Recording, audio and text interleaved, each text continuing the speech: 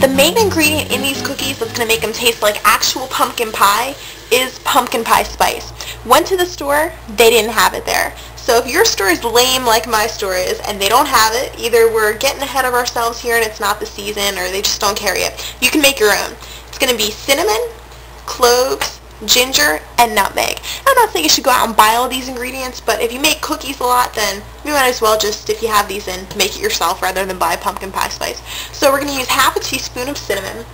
Oh, sorry if my voice is scratchy. I think I'm getting a cold. Hopefully not the swine flu. It's going around. I really hope. And let's dump that out here. It's in a quarter, so let's hope I don't get it. Oh, I'm getting it all over the place. Well, that's okay. We like cinnamon. We'll add a little bit extra. So half a teaspoon of cinnamon, or a little bit more if you're me. Then we're going to do 1/8 a teaspoon of ground cloves.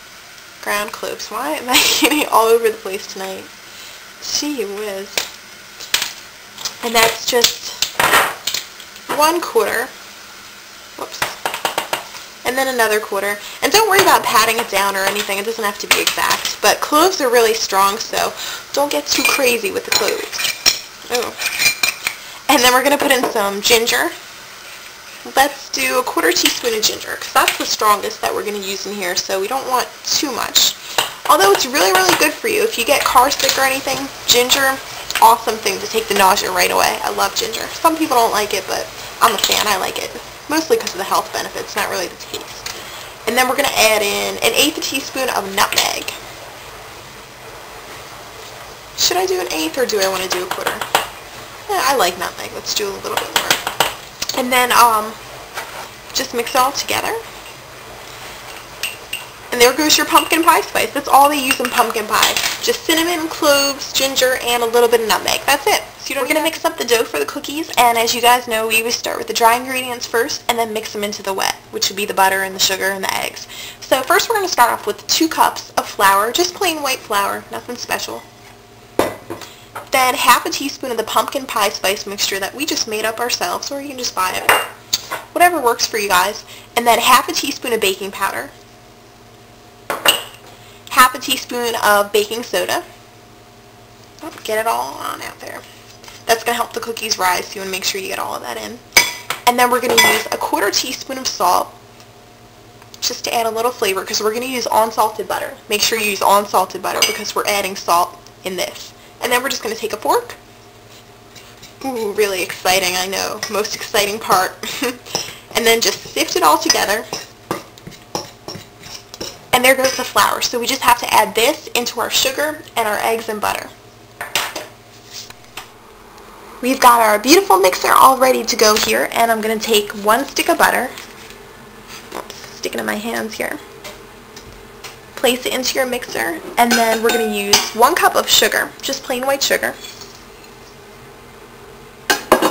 Then you're just going to turn on your mixer and just beat those guys until they blend together, until they're nice and soft and creamy.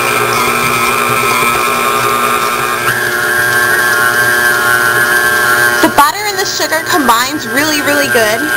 So now we're going to add in 1 egg. And I feel like I'm screaming in an emergency or something. Hey guys, I got the mixer on. Can I talk any louder? Jeez. And then just combine that. We're going to crank up the speed a little bit. And then just combine the egg until everything gets nice and smooth. See how that gets all together there? So then you can add in the flour and the pumpkin after this point. And I just have some pumpkin pie mix right here. Actually, it's just pure pumpkin without the spice. And we're going to add in the whole can, a 15-ounce can.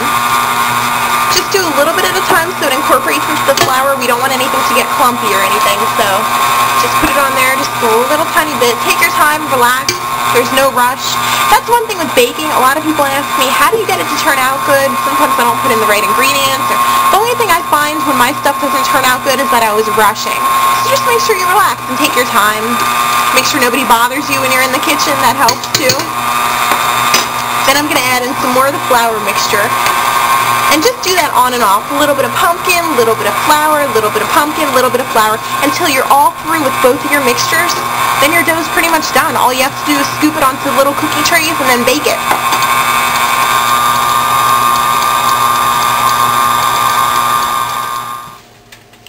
there's our finished dough. It's a nice pretty pumpkin tones color. Fits with the season. And we're just going to take a spoon, about this size, tablespoon or so, take a little scoop and then drop it onto 2 baking sheets. And you don't have to grease it or anything. You don't have to chill the dough. That's why this dough is really, really simple, really easy to work with.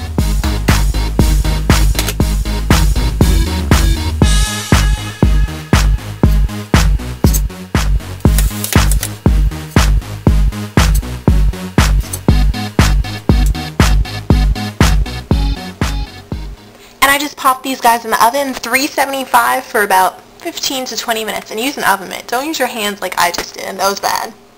So the cookies just came out of the oven. They have that nice pumpkin color still, and they're a little bit brown on top.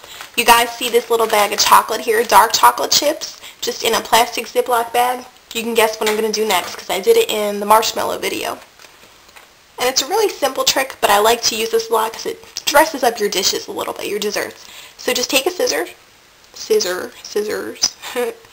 and then cut off a little teeny tiny, oops, I might have done it too big, but that's okay.